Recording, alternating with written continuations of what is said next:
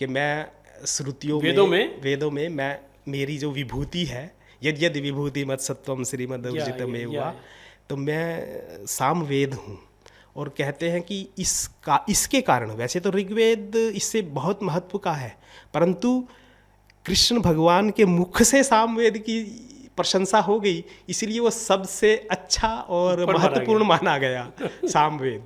उसमें क्या हमारे दर्शकों को उसमें क्या है? वो इसलिए माना गया, उसमें अच्छा इसलिए लगता है सबको कि उसमें ना जो मंत्र हैं वो गाए जा सकते हैं तो ऋग्वेद के मंत्र उसमें यूं के यूं, ऐसा लगता है कि यूं के यूं उठा लिया, बस स्वरों का थोड़ा सा हो गया, क्योंकि ना हर एक वेद की शाखाएं हैं। शाखा का मतलब ये है कि मैं जैसे ऋग्वेद मैंने पढ़ लिया, तो मैं अपने बच्चे को जब सिखाऊंगा तो मेरा एक स्टाइल है सिखाने का।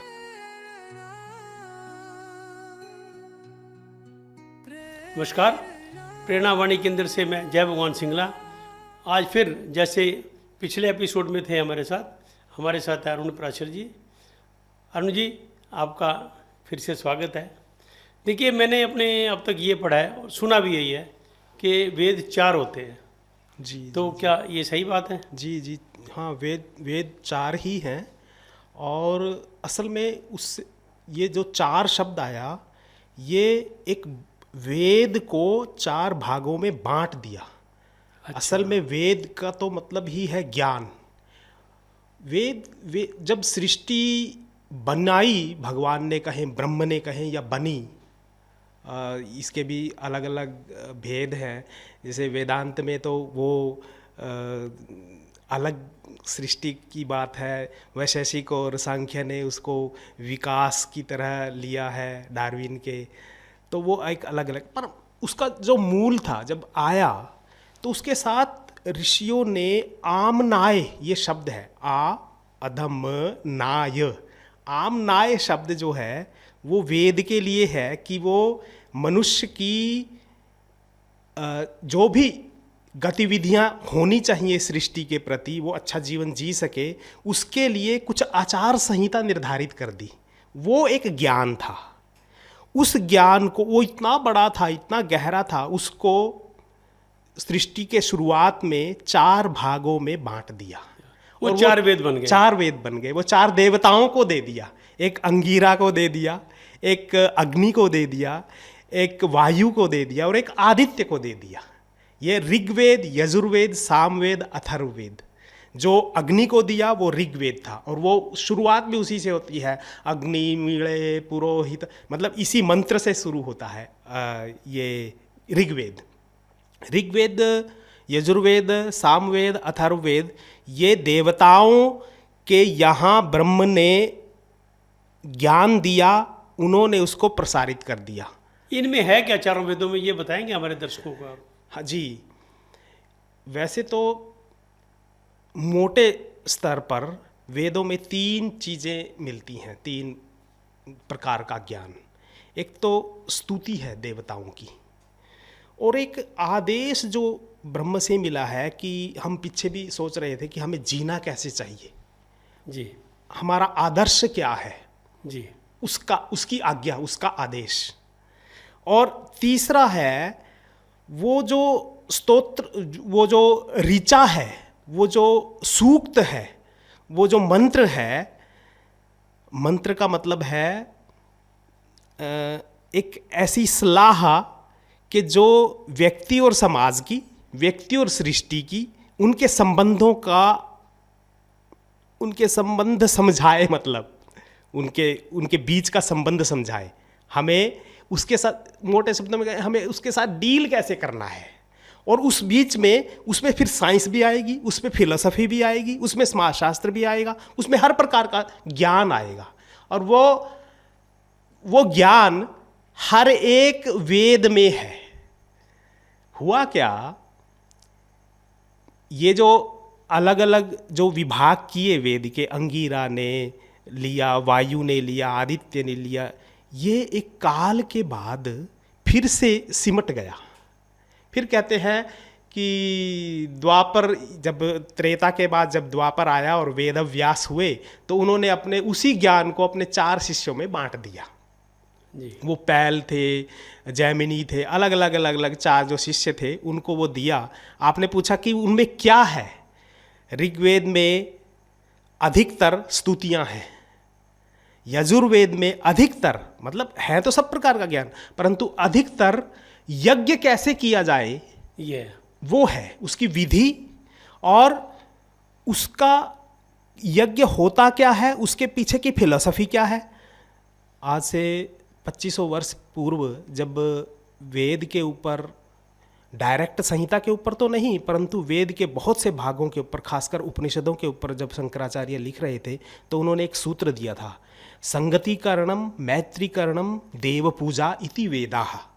वेद में ये बातें अपने यज्ञ इति यज्ञ में ये 3 बातें आएंगी कि देव पूजा, जब हम यज्ञ कर रहे हैं जी, हमारे इष्ट की पूजा चल रही है जी, फिर संगतिकरणम, सब लोग इकट्ठा बैठे हैं, व्यक्ति का और समाज के साथ यदि जुड़ाव नहीं होगा हाँ, ये भी तो जरूरी है। हाँ आगे नहीं बढ़ सकेगा। क्या बात। और तीसरा मैत्रीकरणम, समाज के साथ तो हमारा है, परंतु किसी न किसी एक विशेष व्यक्ति के साथ हमारा अलग प्रकार का लगाव होना चाहिए, आत्मिक संबंध जो जिसके कारण उसका भी उत्थान हो और उसके संबंध के कारण मेरा भी उत्थान क्या हो। बात है।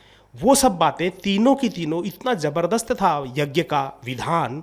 यदि ये तीनों बातें नहीं सधती होंगी तो फिर वो यज्ञ माना नहीं जाता, हाँ, फलीभूत ही नहीं फलीभूत नहीं होगा। यज्ञ नहीं माना जाएगा, फलीभूत क्या होगा। तो ये यजुर्वेद में है और उसमें ये बताया गया है कि यजुर्वेद को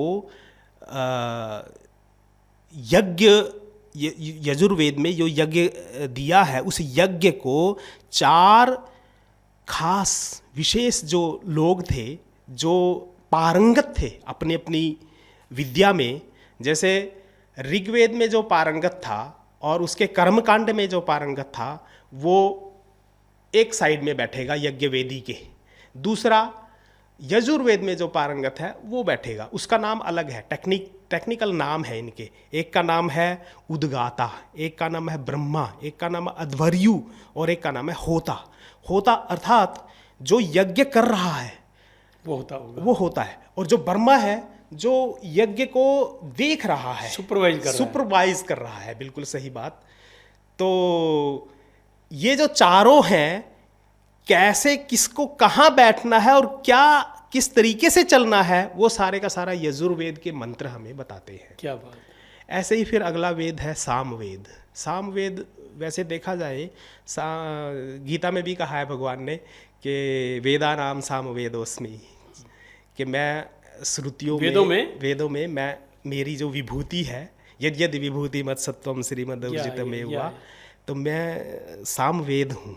और कहते हैं कि इसके कारण, वैसे तो ऋग्वेद इससे बहुत महत्व का है, परंतु कृष्ण भगवान के मुख से सामवेद की प्रशंसा हो गई, इसीलिए वो सबसे अच्छा और महत्वपूर्ण माना गया सामवेद। उसमें क्या हमारे दर्शकों को उसमें क्या है? वो इसलिए माना गया, उसमें अच्छा इसलिए लगता है सबको कि उसमें ना जो मंत्र हैं वो गाए जा सकते हैं तो ऋग्वेद के मंत्र उसमें यूं के यूं, ऐसा लगता है कि यूं के यूं उठा लिया, बस स्वरों का थोड़ा सा हो गया, क्योंकि ना हर एक वेद की शाखाएं हैं। शाखा का मतलब ये है कि मैं जैसे ऋग्वेद मैंने पढ़ लिया, तो मैं अपने बच्चे को जब सिखाऊंगा तो मेरा एक स्टाइल है सिखाने का। वो स्टाइल जब तक चलता रहा तो मेरा एक मेरे बच्चों का, मेरे वंशजों ने जो ऋग्वेद लिया मुझसे, उसका एक नाम हो गया खानदान का। ये प्राशर की शाखा है, ये सिंगला की शाखा है। आपके यहाँ ज्वेल ने जो लिया और भाई साहब ने, काका ने जो लिया या दूसरों ने जो लिया, वो एक छाप पड़ गई कि ऋग्वेद का पढ़ने का स्टाइल उनका इस तरीके से है। तो वो जो स्टाइल है, वो जो शैली है, वो अलग अलग घराने की, आजकल के जैसे हम देखते हैं संगीत के घराने होते हैं, तो ऐसे घराने हुआ करते थे ऋषियों के, मोटी भाषा में समझने के लिए हम बोल सकते हैं। तो वो शाखाएं चलती थी वेद में।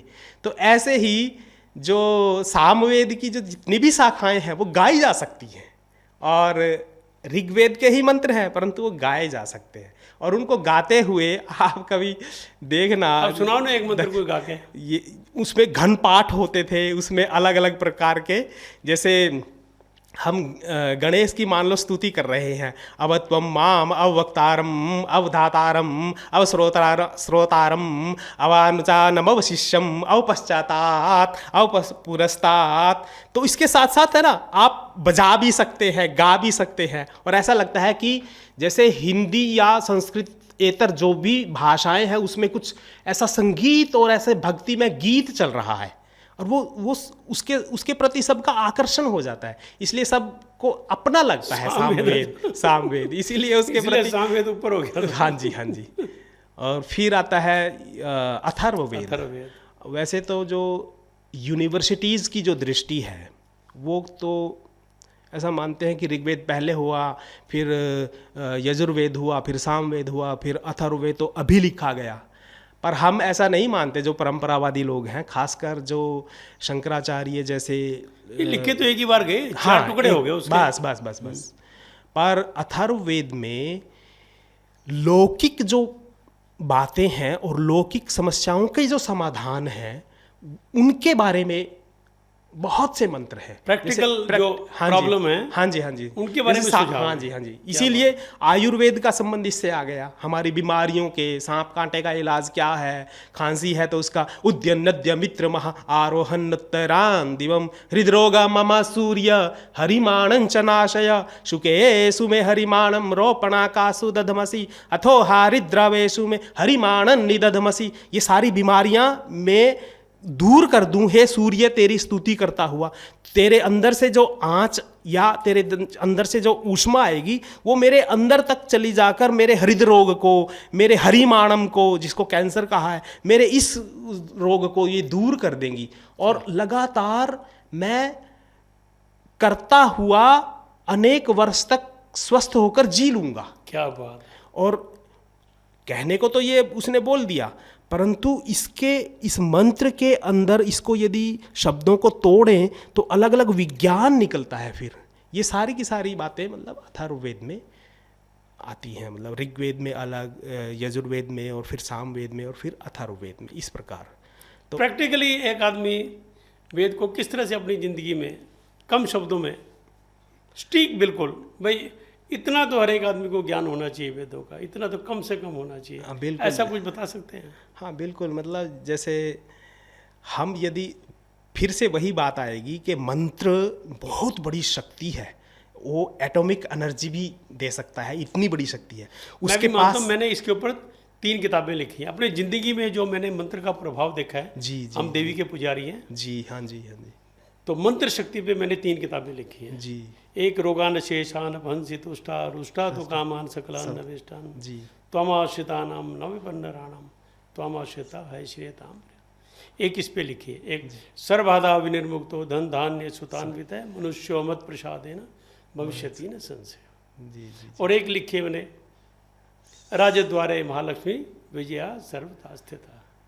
3 की मैंने, क्योंकि मैंने अपने जीवन में मंत्र शक्ति का डायरेक्ट इफेक्ट देखा है, इमीडिएट।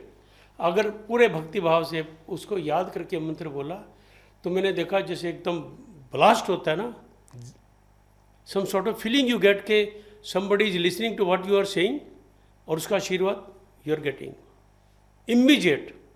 तो ये चर्चा बड़ी लंबी चलेगी, आज की चर्चा यहीं तक, अगले फिर आपके साथ मुलाकात होती रहेगी। तो ये हमारे जो मुलाकात है पराशर जी से, ये लगातार जारी रहेगी। आप कृपया हमारी इस श्रृंखला के साथ जुड़े रहिए।